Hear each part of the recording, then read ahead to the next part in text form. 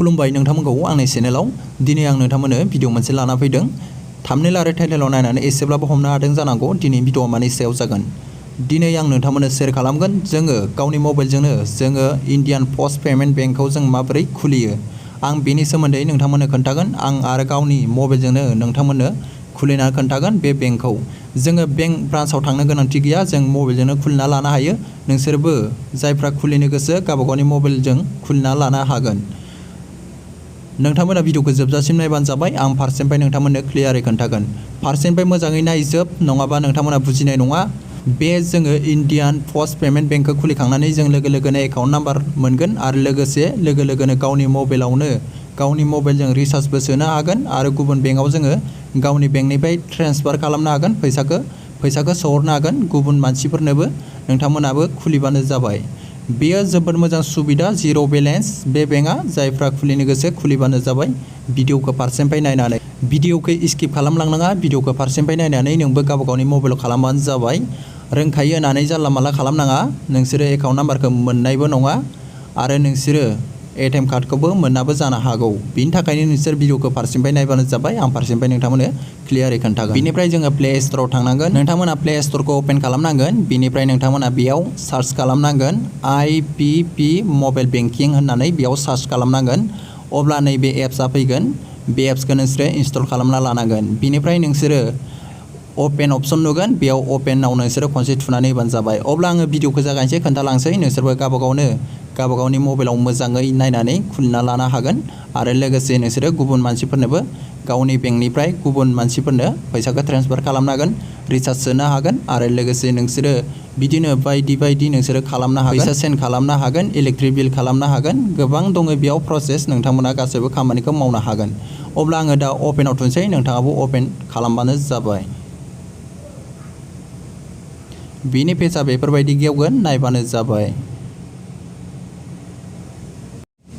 बेनिफ्राय नायबानो जाबाय। नोंसोरो बेयाव एलाउआव थुनानै होबानो जाबाय गोजौनियाव। बिनिफ्राय बेनि पेजआ बेफोरबायदि गेवगोन, बे गोजौनियाव नों खनसे थुनानै होबावबानो जाबाय। बिनिफ्राय बेफोरबायदि ओंखारगोन। नोङो सिगां खुलिखानायबा बेंकखौ नों लगइन नाउआव थुदो आरो गोदानबा नोङो अपेन इउआर एकाउन्ट नाउआव थुदो। अब्ला आङो अपेन इउआर एकाउन्ट नाउआव थुनोसै, गोदानसो नालाय। बेनिफ्राय आं बेयाव थुबाय। बेनिफ्राय बेफोरबायदि ओंखारगोन। बेयाव नोंसोरो एस न' नुगोन, बेयाव नोंसोरो न'आव थुनानै होबानो जाबाय।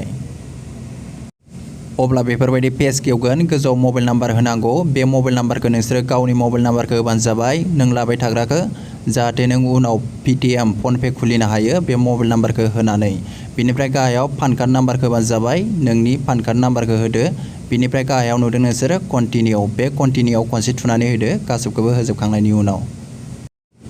बेनिफ्राय नोंनि मबाइल होनाय नाम्बाराव OTP नाम्बार थांगोन, बे OTP नाम्बारखौ बेयाव होबानो जाबाय। बेनिफ्राय नोंसोरो साबमिट नुदों, बे साबमिटआव थुनानै होदो। बेयाव नायबानो जाबाय। बेयाव अब्ला बेफोरबायदि ओंखारगोन। बेयाव नायदो नोङो आधार नाम्बार होनांगौ। बिनिफ्राय बेयाव दङ गाहायाव रि इन्टार आधार नाम्बार, बेयाव नोङो बे आधार नाम्बारखौनो खनसे होफिनबावनांगौ। बिनिफ्राय नोंना आधार नाम्बार गैयाबा नोंसोरो आधारनि पार्सेल आइडि थायो, पार्सेल आइडिखौ नोंसोर बेयाव होदो। बिनिफ्राय बे गाहायाव दङ टिक मार्क, बे टिक मार्कखौ होदो। आधार कार्ड दंबा आधार कार्ड नाम्बारखौ होनानै बे टिक मार्क मोननैखौ होदो। बिनिफ्राय साबमिटआव थुनानै होदो।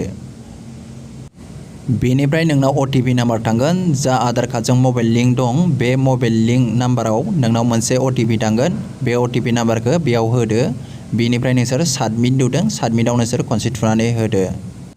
अब्ला बिनि पेजआ बेफोरबायदि गेवगोन, नायबानो जाबाय। बेयाव गासै अपसना मोनबा दङ। बे मोनबा अपसनखौ नोङो गासैखौबो फिलआप खालामजोबनांगौ। बेयाव गासै डिटेल्स होजोबनांगौ, बेयाव जा बिदों बेफोरखौ होजोबनांगौ। बे मोनबाखौबो नोङो फिलआप खालामजोबनांगोन। आं नोंथांमोननो फारसेनिफ्राय मोजाङै खोन्थागोन। नोंथांमोना भिडिअखौ नायै गावबा गावनि मबाइलजोंनो मोजाङै मावबानो जाबाय। अब्ला आङो फार्स्टआव थुनोसै पार्सनेल इनफरमेसन, बेयाव आं खनसे थुनानै होनोसै, अपेन खालामसै, नोंसोरबो थुबानो जाबाय।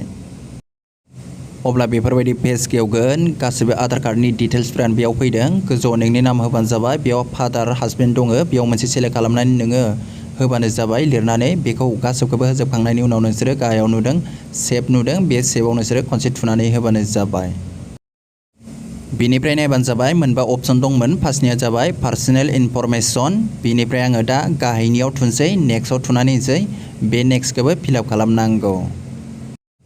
अब्ला बेफोरबायदि गेवगोन नायबानो जाबाय बेयाव नोङो टिक मार्क होनांगौ बेयाव दङ गाहायाव सेम आस पार्मानेन्ट एड्रेस नों गावबा गावनि पार्मानेन्ट एड्रेस होगोन ना मागोन नोङो बेयाव सेलेक्ट खालामबानो जाबाय बिनिफ्राय कन्टिनिउ थुनानै होबानो जाबाय बेनिफ्राय नायबानो जाबाय बेफोरबायदि ओंखारगोन बेयाव मोननैया राइट जाबाय बिनिफ्राय जोङो दा फैगोन नमिनि डिटेल्स बेयाव नोंसोरो नमिनि डिटेल्सआव खनसे थुनानै होबानो जाबाय बेयाव बेफोरबायदि ओंखारगोन बेयाव नायबानो जाबाय एस नोङो नमिनि डिटेल्स होनोब्ला नोङो एसआव थुदो आरो होआबा न'आव थुदो बिनिफ्राय आङो नमिनि डिटेल्स होआ बेयाव आङो न'आव थुनसै बिनिफ्राय कन्टिनिउ थुनसै बेनिफ्राय नायबानो जाबाय बेयाव मोनथामा राइट जाबाय मोनथामा जाजोब्बाय बिनिफ्राय आङो गाहायाव फैबावनोसै बेयाव दङ एडिशनेल इनफरमेसन बेयाव थुनोसै आङो नोंसोरबो थुबानो जाबाय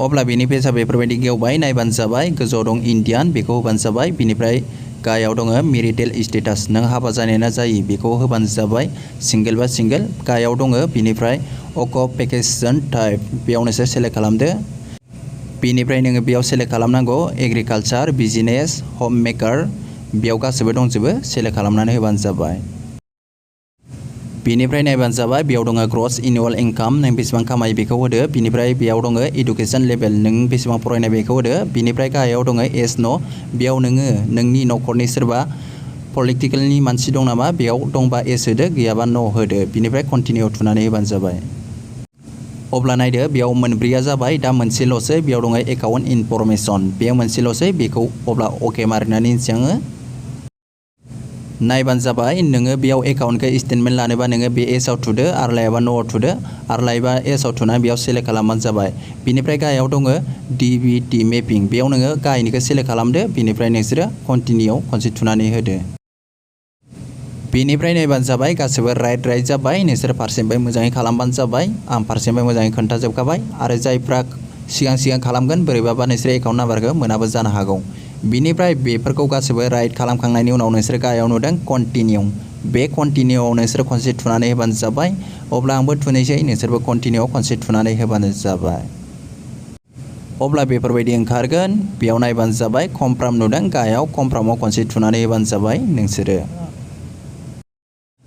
बेनिफ्राय नोंनो बेयाव एकाउन्ट नाम्बारखौ हरबाय बेनिफ्राय बे गाहायाव दङ कास्टमार आइडि बेखौ हरबाय नोंसोरो स्क्रिनशट खालामना लादो बेखौ स्क्रिनशट खालामना लायाबा नोंसोरो खेवनो हानाय नङा खालामना लादो बेनिफ्राय नोंसोर ग टु हमाव थुदो जेब्ला ग टु हमाव थुयो अब्ला बेफोरबायदि फार्स्टनि पेजआ गेवबाय बेनिफ्राय दा नोंसोरो बेखौ लगइन खालामनांगौ लगइन खालामनो थाखाय नोंसोरो लगइन नावआव थुनानै होबानो जाबाय बे लगइन नावआव नोंसोरो खनसे थुनानै होदो अब्ला बिनि पेजआ बेफोरबायदि गेवगोन नायबानो जाबाय बेयाव एकाउन्ट नाम्बारखौ होबानो जाबाय नों स्क्रिनशट लानायखौ बिनिफ्राय बेयाव कास्टमार आइडिखौबो होबानो जाबाय नोङो ज' एकाउन्ट नाम्बार कास्टमार आइडि मोनखादोंमोन बेखौ बेयाव होबानो जाबाय बिनिफ्राय डेट अफ बार्थखौ होदो बिनिफ्राय मबाइल नाम्बारखौ होदो बेयाव मबाइल नाम्बारा नोङो दहाय सिगाङाव होनायखौ होबानो जाबाय बिनिफ्राय गाहायाव दं कन्टिनिउ बेयाव खनसे थुनानै होबानो जाबाय कन्टिनिउआव अब्ला आंबो थुनसै नोंसोरबो थुबानो जाबाय अब्ला नायदो बेफोरबायदि गेवगोन आंनि बे इन्डियान पस्ट पेमेन्ट बेंक खुलिनाया आंनिया मबाइलजों खुलिनाया अपेन जाबाय बिनिफ्राय नोंसोरबो खुलिदोंबा अपेन जाबाय जानांगौ बेयाव नायबानो जाबाय बेयाव दङ